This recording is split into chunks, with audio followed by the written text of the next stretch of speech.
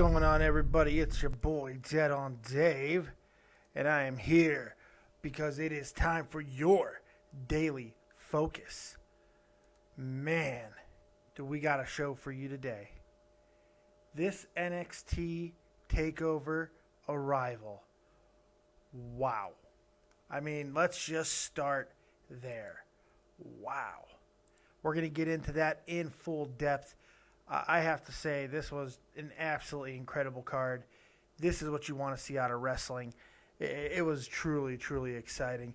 And guess what? You got me and my copious amounts of notes to get you through this amazing card. But before we get to that, let's take care of a little bit of business, shall we? If you want to support Dead on Dave Productions in a greater way, if you want to get involved, there are several ways in which you can do that. Quite often now, I am doing 5 random questions where if you add me on my Skype, which is David Vancura, DavidVancura on Skype, I can call you up at any time and do 5 random questions. We did another one last night with Jaron Walker. Pretty good one. We also talked some wrestling at the end too, so make sure you check that out. We cover Seth Rollins and China. We talk about a whole bunch of stuff. It was a lot of fun. So you can get involved that way. You can also go to Mean Gene. Just Meme Gene. Just type in Meme Gene on Google. I believe it's Ochre Fund or something like that. I have no idea. And you check that out, and you can create memes. And if you create a good meme, I will use it right here on this show. Because you see, I got my new little setup right over here, where I have memes and advertising and all kinds of things. If you have a channel that you want advertised, contact me and we'll see if we could set something up. All right, so we got all that stuff going on, which is very, very cool.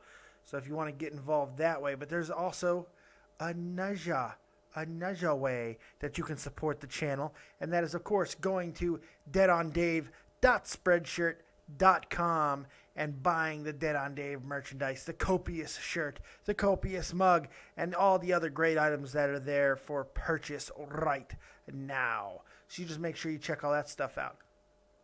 And while we are on the subject of awesomeness, here's my CGI.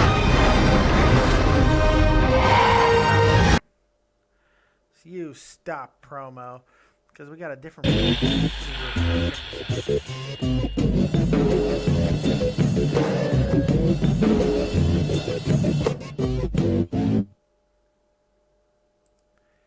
Yeah, that's a pretty cool little promo from my boy Tommy C. He'll be doing Shot from the Point Radio coming very soon. So we got that going on. So make sure you're wary of that. All kinds of stuff going on. I do want to address the fact that Joe Cronin has once again gotten a flag on one of his channels. This time it is Spectrum Gaming 617. Of course, that's where we go live for all of our reviews and monetize this until Joe Cronin shows back on. He got another flag, and now he is banned from using it for at least 6 months, or it looks like it might even have been completely taken down. It makes you wonder why, because I have a hard time believing this whole horse shit that it's the way he's wording things. Somebody is flagging this man. Somebody is flagging this man under false pretenses, and they're doing it in large numbers. And it's wrong. Who's ever doing it is just terrible friggin' human beings. You know, but a lot of people don't understand that this is just a lot more than a show to some people. You know, I know Joe doesn't make a ton of money off it, but I know he makes some money, and that money helps his family. It helps his life. And for people out of spite or not liking some of the things that Joe Cronin might say sometimes, instead of just turning off the channel like a normal, rational human being would do, they're going to go and flag this man.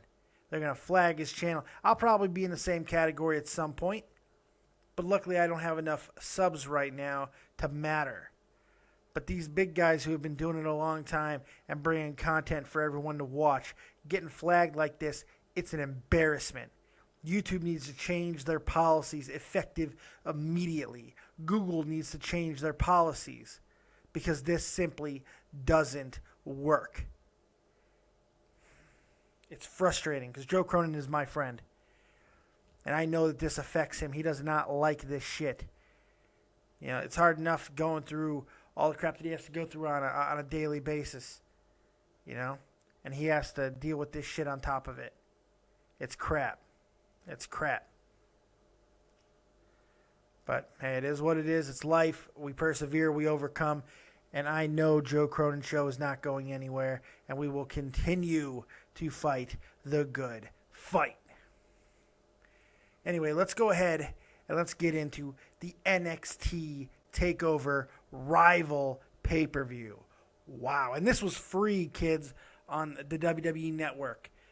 This was an amazing card. Not a good card, not a great card. It was an amazing card. And I'm going to go ahead and I'm going to just talk briefly about the NXT title match first. You want to talk about intensity. You want to talk about psychology and emotion and true brutality. By the way, without one single drop of blood, without one chair shot, without one friggin' table breaking. This was brutality. This was brutal wrestling at its finest, and they didn't need any gimmicks to do it. You don't need it when you can tell a story the way that these two guys went to the ring and did it last night.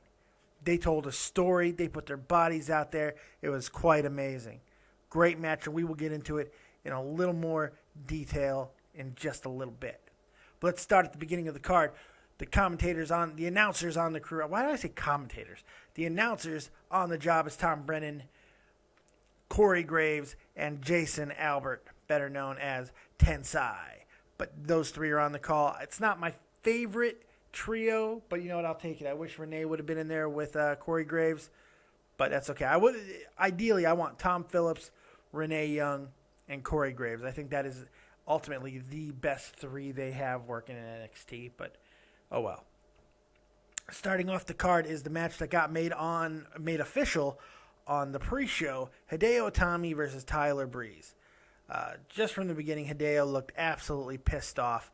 That was really cool. We got to see Hideo Itami take things to a different level tonight. Last night. That was really cool. Tyler, as he's coming down, gets attacked by a hot chick. That's hysterical. And what's up with his selfie stick? Is it wrong that I like this selfie stick gimmick? I think selfie sticks are stupid. I think people who use them are, in general, stupid. Sorry, if you have a selfie stick, it's retarded. You bought a selfie stick. What'd you pay, $15, $20 for a stick? Good job. You're brilliant. But what Tyler Breeze did, he decked it out. Oh, it was the fur and everything. It made it wonderful. I love this gimmick. It was great. It's hilarious. Tyler Breeze really makes this weird gimmick work where he's a model. The supermodel kick. I love this guy. But it was really cool, man. The fans were into this match. The fans were into everything. The fans loved this show. It was great, and there's a lot of reasons why. The match is back and forth. A lot of great action from both guys. Tyler Breeze goes on the offense for a while, really takes it to Hideo. Hideo is showing different aspects of his game now. He's selling really well. He sold a knee injury throughout the entire match. He really is a complete wrestler. And then he hulks up, which was really cool. He has a moment in the match where he actually hulks up, getting hit, and he just screams, and he's just a scary Japanese man, and that's awesome. You just never know if he's going to perform seppuku on himself, and if he loses the match and just while someone chops off his head, or if he's just going to take somebody out. I love it. There's just something about him that I absolutely love. And the fact that we see so many of the top stars in WWE over the past 3 years, we see the aspects of their game they have taken from Hideo Itami. Two guys in particular, CM Punk and Daniel Bryan. I mean, Daniel Bryan and Hideo Itami basically have the exact same finisher right now, except Bryan uses his knee while Itami goes full on with the kick. But it's awesome. Hideo Itami is fantastic. He is really, really good. And this match is fantastic. It's a really good opening match. Just nothing to complain about in this match. Tyler Breeze at moments looked a little skittish, like this was a little bit too big for him. You don't get that from him often. He does have a few times where this does happen to him, but I think he's a really solid kid. He's got a long way to go, but when he gets there, this guy's going to be a draw. He can go. This was a great way to follow up the loss in the number one contender tournament for Hideo Itami, that loss to Balor. There's no question there is big things on the horizon for Hideo Itami. This match was great. I give this match an 8 out of 10. It really, for the two guys that were in there, it could not have been much better than it was. Maybe a little bit more length, but it was only a 2-hour show.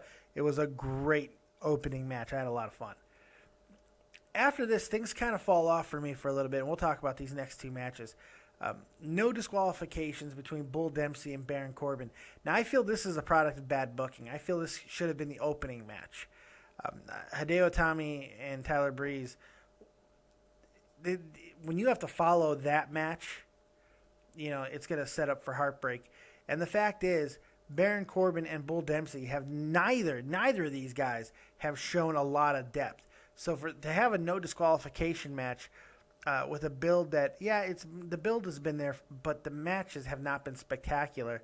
To have a no disqualification match that is probably not going to go much more than 5 minutes, it kind of takes something away from it.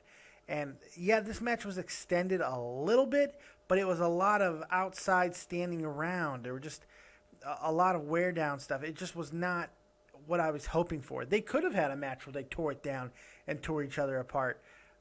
Corbin was pissed off, and he was a different type of wrestler throughout the match, which was cool. He took control. But, Bull suckers him, and Bull gets the upper hand. I love that the fans were chanting shit after every time Bull was hit. I like that. Then the botches started. Corbin botches a clothesline over the top rope, and then inexplicably the camera moves a little bit, and then for some reason Bull just jumps over the top rope. It was just bizarre, like he was Damien Mizdow. And the fans got on him about it. And the match did not recover from there. Corbin hits an end of days out of nowhere. We really didn't get any gimmick from this gimmick match, and that's unfortunate. It was a no disqualification match, and they did nothing to really push the no DQ angle. So what was the point of this match?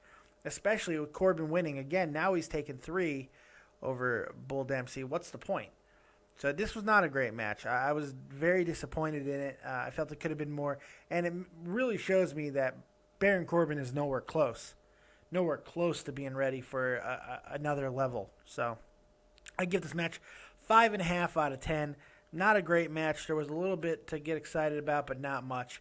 A lot of wasted potential, and it was a real big downer coming off of the great opening match. The tag team titles match, man. Lucha Dragons versus Blake and Murphy next. Now, I don't know how much I like this leapfrog entrance that Blake and Murphy have. I don't know. Here's what I noticed from this match, man. This was it was a weird matchup. It did not look like they practiced. It did not look like they were prepared. We got our second botch in a row, second major botch. Not little botches. These were big botches. And this was Kalisto, who is fairly consistent. Of the Lucha Dragons, he's the far more consistent one when it comes to not botching. But he had an ugly botch. It was ugly. And he just missed the ropes completely and looked real ugly doing it. They brought the intensity back up with an amazing spike Hurricanrana. It was just amazingly well done. It looked filthy. And then we got slop. Slop, and more slop. And I can't really blame Blake and Murphy. They were solid. But they seemed like they have not wrestled a lot of luchas. And they don't really understand how long it takes for some of these guys, Sin Cara included, especially in this match, to set up some of their moves. And it was disjointed. There was just something off about the entire match. I don't know. This was a little stretched out more than the last time. But here's the thing. This is not the first time that I've had these issues with the Lucha Dragons. I didn't like this team for a while. Then they kind of grew on me because everybody was saying, "Oh my God, what are you talking about? This is great." But now I got something I can point to and say, this is why I have a problem with the Lucha Dragons. And I'm glad they should be splitting up. very soon. There's no point in them. I don't know what it is. I don't know if it's because Sin Cara has been doing more work on the main roster. I don't know what it is, because he's been doing very good work on the main roster, and most of his spots tonight were decent. But it feels like they're doing high-risk stuff just for the sake of high-risk stuff. But if you can't hit it consistently, then what is the friggin' point? I mean, I just don't get it. Blake and Murphy get the win, similar to how they won the first time. A little more definitively this time. It was a good win for Blake and Murphy. I think they have all the tools to be a really good tag team. They just reek of the Rockers to me, man. I don't know why, but they have this Rockers thing to me. I really enjoy them, and I think there can be something really good there somewhere down the line. After the match, there's this weird fuzzy screened takeover gimmick going on, and so there's either going to be a return or a debut next week on NXT. That could be interesting. So a new tag team could be debuting or returning. So that should be a lot of fun. I give that match a 6 out of 10. It was okay. It certainly wasn't anything to write home about, but I knew what was coming the rest of the night, so I did not mind having a little bit of in there. I think overall this was a way more balanced card than the other NXT TakeOver events so far. I feel the card was completely balanced. Even with these two matches, I just think that there was some amazing stuff. Now let's get into the things that absolutely blew my mind apart, because these next three matches, wow. The number one contenders match, Adrian Neville versus Finn Balor. Finn Balor with another insane entrance. Neville, I like how he no-sold the entrance. He said that he was not going to be intimidated, and he did not look like he was. Adrian Neville is so effective. He is really, really an impressive wrestler.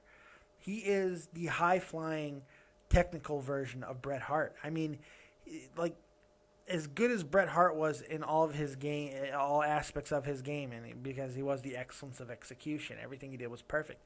Adrian Neville is that exact same way in all the aspects of his game, which just happened to encompass one of the hardest things in wrestling, and that's unbelievably accurate, high-risk maneuvers. Adrian Neville just looks so professional and so proficient and put together in everything that he does. It's just, that guy is a wrestler. Plain and simple. He's fantastic. Getting back to the Balor entrance, absolutely sick. It might be one of my favorite entrances. What he does, I was hoping for a little bit different of a face paint this time. He improved it a little bit, I thought, but the entrance was still the same. My wife is like, "Why is this entrance so long?" And I simply said, "'Cause it's awesome. Shut up." Because it is. It really was a sick entrance, and it's becoming one of my favorites. I'm glad they don't do it all the time. This match was just sick. I keep using the word sick because it was absolute insanity. These guys are hitting moves, one-upping each other. They just went for it, man. They tore it down. The Red Arrow spot at the end of the night, at the end of the match, where he landed on the knees of Balor was absolutely crazy. Balor is so good. I mean, as great as Adrian Neville is, and Adrian Neville's ready right now to move up. I don't think there's any question. I just don't think there's anything for him in WWE. That being said, Balor's not far behind. This guy is put together in a great way. Have them go to WWE together and just work matches, because they're incredible, man. I mean, absolutely incredible. They worked an amazing match. I wish it was a little bit longer, but I'm not going to hold that against them, because they hit some crazy-ass moves. The kicks, the stomps, the double stomp off the top rope on the back of the head, just insane. The coup de grace at the end was great. It was a great match. Adrian Neville hitting high-risk maneuvers that you just don't see. He hit this weird corkscrew gainer off of the middle rope, and it was just bizarre, but it was beautiful. I mean, everything this guy does is amazing. This match, 9 out of 10 for me. I mean, it just tore the friggin' house down. The crowd was into it. They absolutely loved it. They know what they're seeing there, and it was just so much fun. What a great, great matchup. And now the new number one contender, Finn Balor gets the win over Adrian Neville. They shake hands. It almost looked like Adrian Neville was going to attack him after the match. He did not, but great matchup. Neville is a star, and so is Finn Balor. And Finn Balor is the new number one contender, and I'm really, really happy to see where that goes next. I don't know what we're going to get from Adrian Neville. I think he's getting called up very soon, but we'll see. The fatal four-way women's title match. This was insane. I mean, right off the jump, here's what I was noticing just off their intros. All four of these ladies, all four of them have well-established, well-defined characters. They're all just rich. You feel like up in WWE, friggin' what's her name with Fandango? Rosa, her character's not really that well-defined. Alicia Fox basically has no character. She's sometimes a crazy black chick, other times she's just a black chick. It's bizarre. There's just nothing there, no depth. Cameron and Naomi, even the same things. They don't feel like their characters matter. There's no real definition to them. I feel that Natalya also kind of suffers from that same thing. Paige and the Bellas, say what you want about the Bellas, they both have defined characters. They are within their roles, and they have a defined character. Same thing with Paige. But that's about it, and AJ falls into that category too when and if she comes back.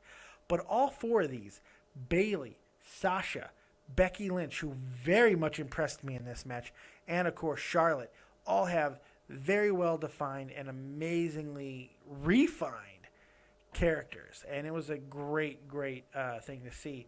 So right off the jump, I was very happy with that. They're just developed well. So Sasha and Becky go at it relatively early, and they're taking on Charlotte, trying to take her out of the match. Throw her into the LED board on the side of the apron and break it. There's the lights go out. They eventually do come back on, but it was quite an amazing thing. These ladies are hitting top rope maneuvers that you don't even see a lot of guys hit. I mean, they are going for it this entire match. It's like they said, you know what? We're going to steal this show. They might have done it. You can make the argument. You can make the argument that this might have been the best match of the night. I mean, really, it was that good. There was no bullshit. There was no botches out of these ladies. There was no. It's at least the third best match. I mean, if you want to put the two top males matches ahead of them, I guess you can do that. But I don't feel you're doing correct justice to these ladies, man. When Sasha Banks hits this, the knees where she puts them in the corner and hits the knees, she stacked Becky and Charlotte and hit it both, and it was amazing. Bayley hitting a Bayley to belly suplex off the middle or top rope. That was amazing. There was high flying Becky Lynch hitting Hurricanranas, or Bayley did, off the top rope. I mean, they just went for it. Great submission psychology, great submission wrestling throughout the match too. There were some really good spots. This could have had more time, but they got plenty of. They did get a lot of time. It could have had a little bit more, but it was still just amazingly good. My biggest complaint for most of these matches is I just want to see more. Not that it wasn't long enough, but I want to see more because it was that good, and I think there's a difference.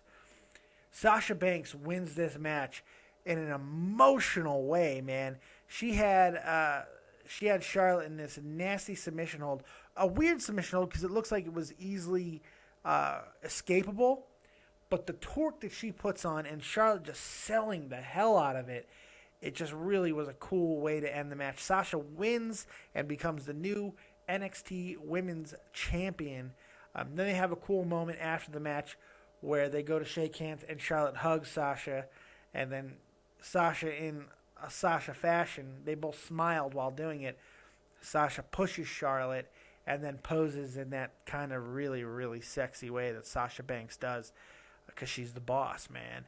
And it was just very cool. It might be the end of Charlotte's time in NXT, and I hope it is because she's ready. There's nothing else left for her to do. But one of these girls has to go up with her because she needs good matches. Is it possible she gets thrust into the spotlight in time for WrestleMania? Are the Bellas going to stay in the Divas Division title picture? or maybe Charlotte gets involved as early as Fastlane. And hopefully with the new Divas champion, Paige, I'm hoping she will be the new Divas champion, because that would be a match I'd love to see. Paige and Charlotte for the title at WrestleMania would be incredible. But I don't know if Charlotte and Sasha are done. I think there's other women's wrestlers down there in NXT that need to get involved with Sasha Banks. I think this was a closing point for them. And not only do I think it was a great way to go out, not only do I think it was the best women's match I have seen in years, I'm going to say this is one of the top 5 greatest women's titles matches I have ever seen, period. This rival stuff we saw out of Lita and Trish, it really does. Absolutely incredible. Watch the match if you have not watched it, and if you have watched it, watch it again, because it really is fantastic, and you can make the case that it was the match of the night. I don't know if it's going to win because of this title match, but it was pretty damn good. Now, NXT Championship match. Emotion, psychology, everything you want to see in that type of regard. It was pretty damn incredible. This has got all that psychology that you want to see. It was absolute sheer brutality. Kevin Owens is a friggin' monster, and him and Sami Zayn tear this house down. Sami Zayn is so over with the crowd that everything that he sells is just amazingly well done, and the crowd buys it and gets into it. These guys know each other so well. They know what each other's limitations are. And throughout the entire match, you see them pushing on the doorsteps of new levels throughout. It was really just a great, great confrontation. Was there a lot of chain wrestling? No. Didn't need to be. They were hitting moves that we don't see all the time. Kevin Owens hit this combination neck breaker. That was just absolute sickening. Shoulder breaker, neck breaker type maneuver. It's absolutely incredible. I don't know what I'm doing there. But, I mean, just the stuff they were hitting. Sami Zayn never really seemed to be able to get out of the blocks. And once he did, he was finally starting to get some offense going. He goes an over-top rope maneuver, and he hits the back of his head, or at least they sell it that he does, on the steel grating. And from that moment on, you see what they're doing. They start selling this angle of a concussion, which I do believe was a full sell. This was not planned. This was not a spontaneous thing. He was not really hurt. I believe it's a full planned spot. It was very cool, very well done.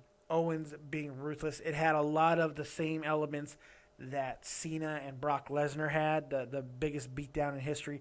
And towards the end of this match, it just gets downright uncomfortable. I mean, downright uncomfortable. You want the crowd was stunned by the brutality that was befalling Sami Zayn. Kevin Owens absolutely having no regard for Sami's well-being, wanting that title. Powerbomb after powerbomb.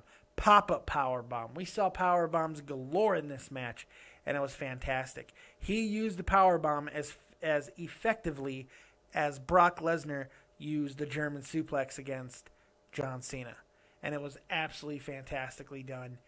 And eventually, the ref and 2 trainers decide to stop the match because Owens was not going to stop until he won the belt. And he does. By referee stoppage, your new NXT champion is Kevin Owens. Now, the only worry I have is they're going to be playing this angle with Sami Zayn, like end of a career type thing. Maybe he is hurt. Maybe there's something like that is going on too. Maybe that's why he stayed in NXT. Maybe he has concussion issues. I don't know. But I think that's the angle they're going to play with him for a little while. I don't know how long this rivalry is going to go on, considering we have a number 1 contenders match already scheduled, or we have a number 1 contender. I mean, Sami Zayn, him being hurt in this manner, he could take some time off, and Kevin Owens can just be the man. And here's the thing. Kevin Owens is a monster, plain and simple. He is a Brock Lesnar, and this is what he's going to be saying to the rest of the locker room. Come and get it, because I don't know if anybody's going to be able to.